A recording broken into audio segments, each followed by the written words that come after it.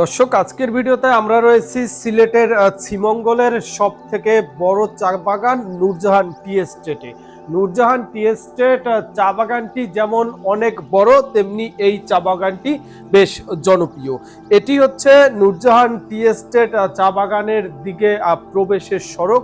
এই সড়কের দুপাশেই রয়েছে সারি সারি অসংখ্য টিলা এবং এই প্রতিটি টিলাতেই রয়েছে চা বাগান। যদিও আমরা এই পথ ধরে ভিতরের দিকে প্রবেশ করব, কিন্তু এই নূরজাহান টি এস্টেটে কিন্তু এখন সাধারণ মানুষকে ওভাবে প্রবেশ করতে দেয়া হয় না। আমরা যেমন আজকের এই ভিডিওতে চা বাগানের ভিতরে প্রবেশ করছি, তেমনি আমরাও অন্যান্য মানুষকে দেখেছি এই চা বাগানের ভিতরে প্রবেশ করতে।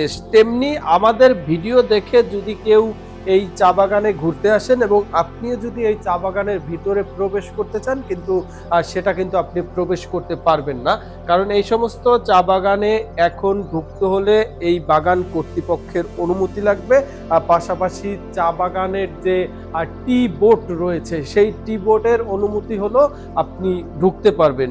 এছাড়া যদি আপনি প্রফেশনাল সাংবাদিক হন, তাহলে আপনি এই চা বাগানের ভিতরে প্রবেশ করতে পারবেন। এছাড়া এখন সাধারণ মানুষকে চা বাগানের একেবারে ভিতরের দিকটায় যেতে দেওয়া হয় না। যারা এই নূরজাহান টি এস্টেটে ঘুরতে আসে, তারা এই বাগানের চারপাশে যে সড়ক রয়েছে, সেই সড়ক ধরে হেঁটে হেঁটে এই চা বাগানের সৌন্দর্য দেখতে পারে।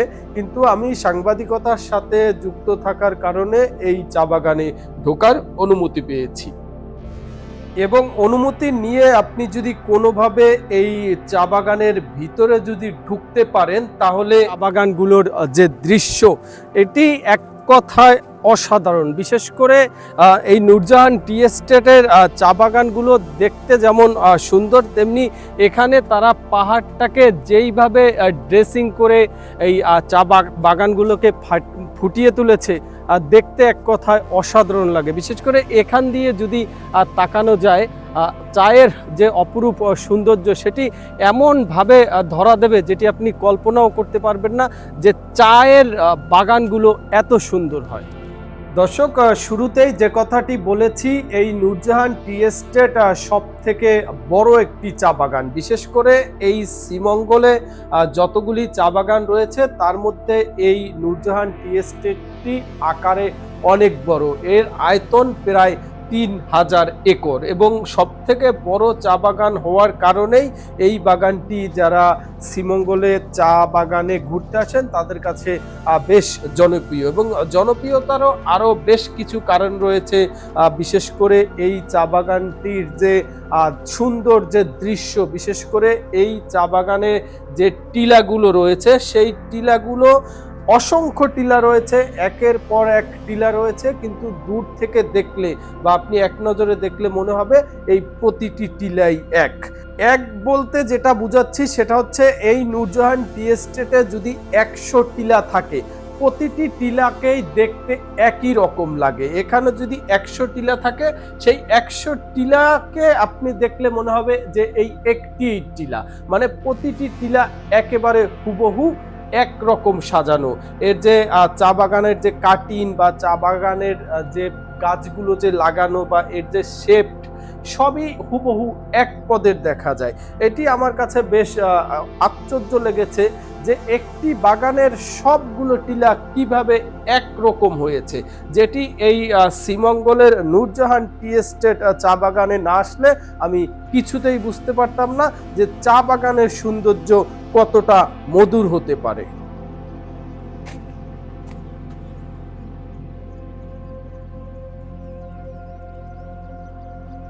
দর্শক, এটি হচ্ছে টিলার উপরে ওঠার সড়ক। এরকম যতগুলি টিলা রয়েছে, প্রতিটি টিলারই উপরে ওঠার এরকম ছোট সরু রাস্তা রয়েছে। আর ঠিক সেরকম একটি রাস্তা ধরেই আমরা একটু টিলার উপরে উঠতে চাই, এবং উপর থেকে এই চা বাগানের দৃশ্যটা আসলে কেমন লাগে সেটি একটু উপভোগ করতে চাই এবং আপনাদেরকেও দেখাতে চাই। যদিও এ সমস্ত জায়গায় ওঠাটা বেশ ঝুঁকিপূর্ণ, বেশ রিস্কের, এবং আমরা যখন এখানে উঠতে চেয়েছি, আমাদের সাথে এই নূরজাহান টি এস্টেটের যে লোক ছিলেন, বিশেষ করে যারা এই সমস্ত টি এস্টেটে পাহারা দেয় বা বিভিন্ন বিষয় যারা দেখভাল করে, তাদের একজন আমাকে নিষেধ করেছিল উপরে ওঠার জন্য, কারণ উপরে ওঠার যে সড়ক সেটি খুব একটা ভালো না এবং উপরে সাপ থাকার একটা ভয় থাকে বা উপরে সাপ থাকে, সেটি তিনি বুঝাতে চেয়েছিলেন। তারপরও আমি একেবারে উপরে উঠেছি এবং উপর থেকে দেখতে পাচ্ছেন চা গাছের অবস্থা, এবং উপর থেকে মূলত এই চা বাগানের যে দৃশ্য সেটি খালি চোখে দেখতে আরো দারুণ লাগে।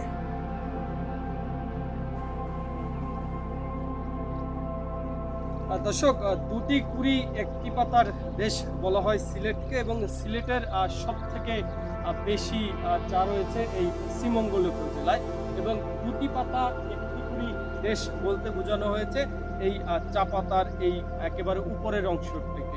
বিশেষ করে আমি যদি এখান থেকে এটা ছিঁড়ে ফেলাই, এপাশে একটা পাতা এপাশে একটা পাতা আর মাঝখানে এটা হচ্ছে কুড়ি, এই জন্যই সিলেটকে বলা হয় দুটি পাতা একটি কুড়ির দেশ। দর্শক, আমরা এই নূরজাহান টি এস্টেটের একেবারে ভিতরের অংশে একটি ছনের ঘর দেখতে পাচ্ছি।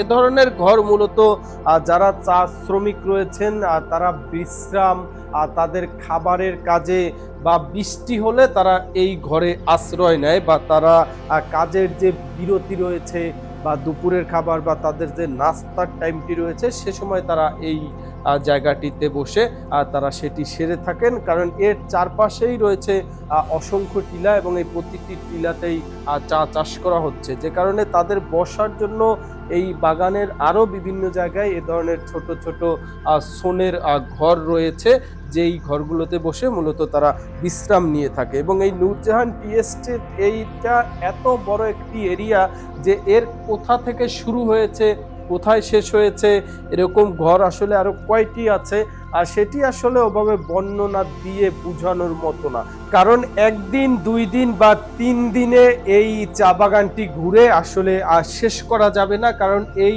চা বাগানে শুধু যে চা বাগান বা চা গাছই রয়েছে এমনটা না, এর মাঝখানে শ্রমিকদের বসবাসের জায়গা রয়েছে, অফিস রয়েছে, আরও বিভিন্ন প্রশাসনিক বিভিন্ন দপ্তর, রেস্ট হাউস, গেস্ট হাউস, এরকম অনেক কিছু রয়েছে যেটি সেই প্রাচীন আমল থেকেই এই চা বাগানগুলোর সাথে যুক্ত ছিল।